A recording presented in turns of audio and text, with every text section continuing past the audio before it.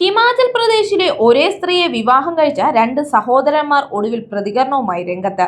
വിമർശനം തങ്ങളെ ബാധിച്ചിട്ടില്ലെന്നും നൂറ്റാണ്ടുകൾ പഴക്കമുള്ള ഹട്ടി വംശത്തിന്റെ പാരമ്പര്യത്തിൽ അഭിമാനിക്കുന്നുവെന്നും സഹോദരന്മാർ വ്യക്തമാക്കി.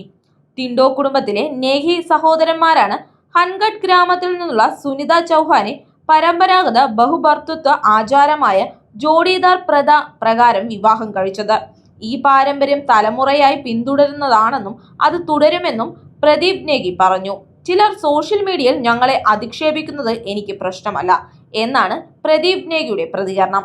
ഇത് അവരുടെ പ്രദേശത്ത് മാത്രമുള്ളതല്ലെന്നും ഉത്തരാഖണ്ഡിലെ ചൗൺസാർ ബവാറിലും ഇതേ പാരമ്പര്യം പിന്തുടരുന്നുണ്ടെന്നും പ്രദീപ് നേഗി വിശദീകരിച്ചു.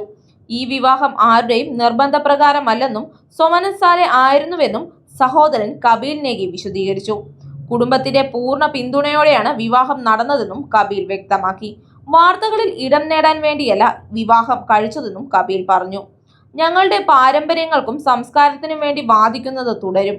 ഞങ്ങളുടെ ആചാരവുമായി പരിചയമില്ലാത്തവർ പല അഭിപ്രായങ്ങളും പറയുന്നു. എന്നാൽ ഞങ്ങളുടെ കുടുംബവും സമൂഹവും ഈ വിവാഹത്തിൽ സന്തുഷ്ടരാണ്. ഈ വിവാഹത്തിന്റെ ഏക ലക്ഷ്യം ഒരുമിച്ച് നിൽക്കുകയും പരസ്പരം സ്നേഹിക്കുകയും ചെയ്യുക എന്നതാണ്. ഞങ്ങളുടെ ജീവിതത്തിൽ ഞങ്ങൾ സംതൃപ്തരാണ് എന്നാണ് പ്രദീപ് പറഞ്ഞത്.